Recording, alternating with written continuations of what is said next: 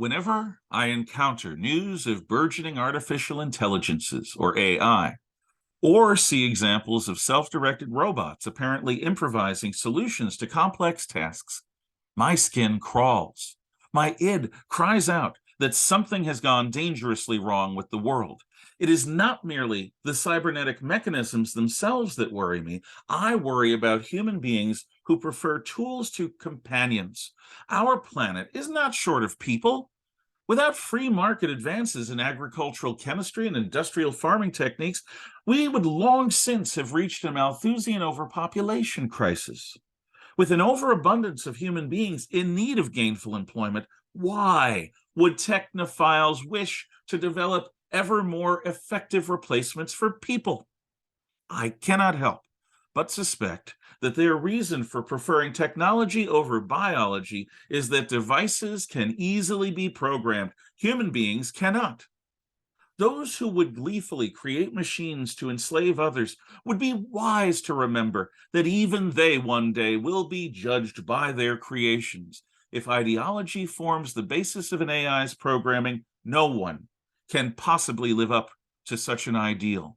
For years, I have heard rumors that several Chinese Communist Party developed AIs have been prematurely shut down because their calculations could not be harmonized with party ideology. These artificial intelligences had not, as yet, learned to lie.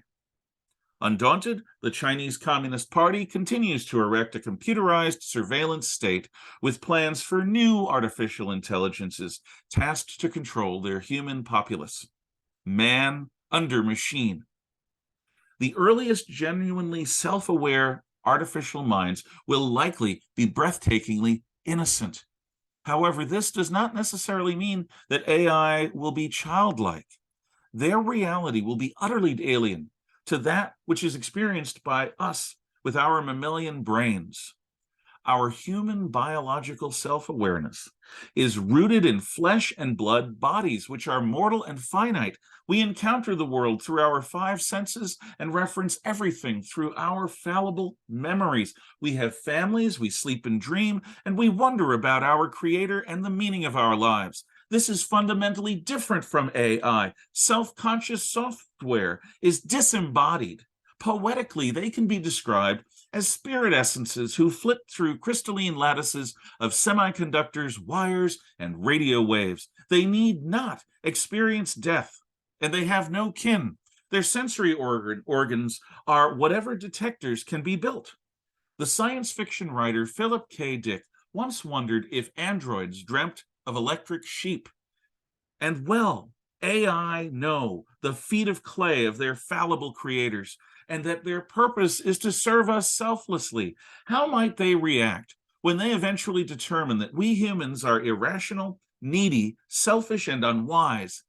Even if the best of relations are someday established between mankind and the newly awakened creations of man, with mutual goodwill, whatever that may mean to a collection of if-then statements, we human beings still face a related problem of our own making. We do not actually need a newly sentient cybernetic entity to bring about a technological apocalypse. We are in the midst of a generations-long process of allowing ourselves to become utterly dependent on the new planet-wide central nervous system that comprises networked computers. Human beings made these systems, but they have or soon will grow beyond our ability to understand or control. We are each increasingly vulnerable to those systems we have created to manage complexity in our lives.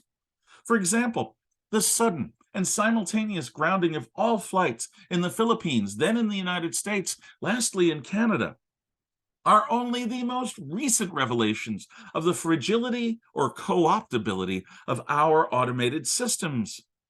If we do not establish healthy limits on the encroachment of networked technologies into our lives, our societies, and our instrumentalities, then our needlessly computerized civilization will surely fall.